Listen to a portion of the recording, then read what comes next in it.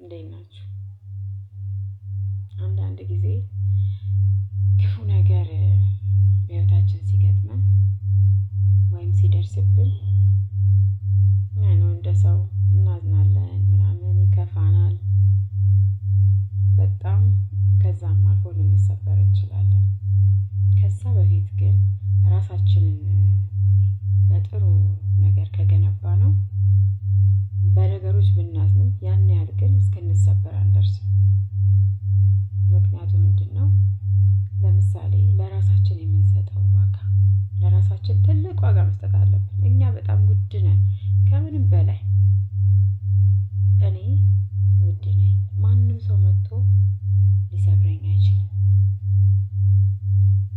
ማንም ሰው መጥቶ ሊሰብረኝ አይችልም የሚለውን ነገር ለራሳችን እየደጋገምን ማለት አለብን። በሪሌሽንሺፕ ውስጥ ለምሳሌ ከሀገር ውጭ የምትኖሩ እህቶቼ፣ ሀገር ውስጥም ያላችሁ ግን በብዛት ከሀገር ውስጥ ይልቅ ከሀገር ውጭ የሚኖሩ እህቶቼ በጣም ይጎዳሉ። ለምንድን ነው? ብቻቸውን ናቸው፣ ስራ ላይ ነው ብዙ ጊዜያቸውን የሚያሳልፉት። ሰው ማውራት ከጀመሩ ከልባቸው ነው የሚያወሩት። ይሄ አንዱን አውርቼ ሌላ አውርቼ ምናምን የሚባል ነገር እነሱ ጋር የለም። ላይፍ ነው በቃ፣ ሲሪየስ ሆነው ላይፍን አስበው ነው ነገሮች ውስጥ የሚገቡት። እና እንደዛ አይነት ነገር ሲሆን እባካችሁ የማያወራችሁ ከሆነ፣ ክብር የማይሰጣችሁ ከሆነ፣ በምትፈልጉት መንገድ የማይጓዝ ከሆነ በቃ ዞር በሉ፣ ትታችሁት አላማችሁ ላይ ብቻ ትኩረታችሁን አድርጉ። ለምንድን ነው የመጣሁት? ሰርቼ ለመለወጥ ነው አይደለ? በቃ ስለዚህ ያንን አላማችሁን ከግብ ማድረስ፣ ለአላማችሁ መጓዝ፣ ከዛ በኋላ ሌላ ሁሉ ነገር ይደርሳል።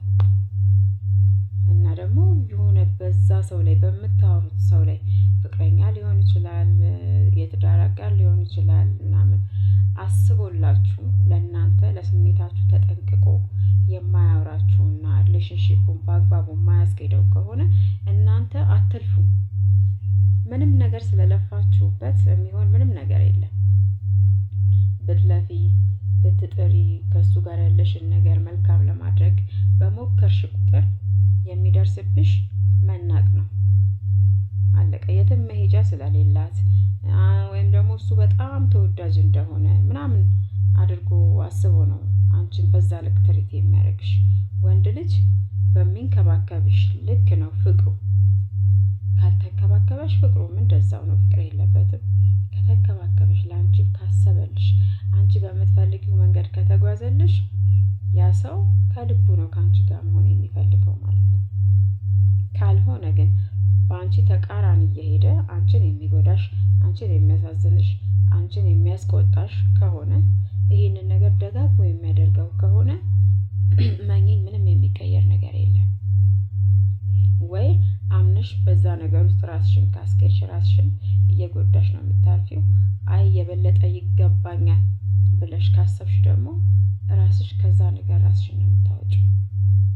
መሆን ያለበት እኔ ማንም ሰው በሚያሳዝን መንገድ፣ በሚያስቆጣው፣ በሚያሳስበው፣ በሚያስጨንቀው ነገር ላይ መቆየት አለበት ብዬ አላስብም። ስለዚህ እህቶቼ እባካችሁ የሆነ ሰው የሆነ ነገር ሲያደርግባችሁ በቃ ለእናንተ ያለውን አመለካከት፣ ለእናንተ ያለውን ፍቅር ነው እየገለጸላችሁ ያለው። ጥሩ ነገር ሲያደርግ ጥሩ ነገር እንዳለው እያሳያችሁ ነው። መጥፎ ነገር ሲያደርግ ደግሞ መጥፎ ነገር ለእናንተ ብትሄዱም ብትመጡም ችግር የለበትም ማለት ነው። ስለዚህ ለራሳችሁ ቦታችሁን እወቁ፣ ቦታችሁን እወቁ። እንዲያደረገብኝ ለኔ ያለው ስሜት ነው፣ ለኔ ያለው ስሜት ይሄ ነው ብላችሁ ነው እንድትረዱ ፈልገው። እንድታለቅሱ፣ እንድታዝኑ፣ ወይኔ እሱን አጥቼ ምናምን እንድትሉ ሳይሆን በቃ ለኔ ያለው ስሜት እዚህ ድረስ ነው ማለት ነው ብላችሁ ትታችሁ መሄድ ነው። ከዛ ነገር መውጣት ነው፣ አለቀ። በተለይ ሲንግል ሆናችሁ አረብ ሀገር እየለፋችሁ የምትኖሩ እህቶቼ እባካችሁ ከእንደዚህ አይነት አደገኛ ሰዎች አጥምደዋችሁ፣ እናንተን አጥምደዋችሁ መጠቀሚያ ከሚያደርጓችሁ ሰዎች ተቆጠቡ፣ ራቁ። በቃ ወዲያውኑ የውሳኔ ሰው ሁኑ። ምንም መለማመጥ የሌለበት ሪሌሽንሺፕ ውስጥ ነው መቆየት ያለባችሁ። ማንንም ተለማምጦ የሚያቆየው ሪሌሽንሺፕ መኖር የለበትም። በልምምጥ የሆነ በመስጠት ገንዘብን በማውጣት ንብረትን በማባከን የሚቀጥል ሪሌሽንሽፕ የለም። ባል ሆኖ ከመጣ ራሱን ችሎ ነው መምጣት ያለበት። ፍቅረኛ ሆኖ ከመጣ ራሱን ችሎ ነው መምጣት ያለበት። ችግሮች ሊገጥሙት ይችላሉ። ኦኬ፣ ችግሮቹን በራሱ መንገድ ነው መወጣት ያለበት እንጂ ችግር ገጥሞኛል እና እንደዚህ አድርጊልኝ እንዳትሰሚ። ተቀየሩ፣ ሁላችሁም ተቀየሩ እባካችሁ። ከእናንተ ከኪሳችሁ 5 ሳንቲም የሚያስወጣችሁን ሰው በአካባቢያችሁ ላይ እንዳታዩት። እንኳን ሪሌሽንሺፕ ውስጥ መግባቱን ተዉት፣ አብሮ መሆኑን ተዉት፣ እንዳታዩት። በቃ ያንን ሰው ከአካባቢያችሁ ማራቅ ያለባችሁ እባካችሁ። ብዙ ጊዜ የሚገጥመን ነገር ይሄ ነው። በቃ ብዙ ጊዜ የምናየው ሴቷ ራሷ ገዝታ፣ ጫማ ገዝታ፣ ልብስ ገዝታ፣ ቤት ተከራይታ፣ ጭራሽ ገንዘብ እየላከች እያስቀመጠች፣ በእሷ ላይ ደግሞ ምን ይሆናል? ሌላ ፍቅረኛ ያምረዋል። ምክንያቱም ያቺ ፍቅረኛ አይደለችማ። ገባችሁ? ስለዚህ እባካችሁ ገንዘባችሁን አታውጡ። ገንዘባችሁን በጥንቃቄ ያዙ። ሀገራችሁ ግቡ።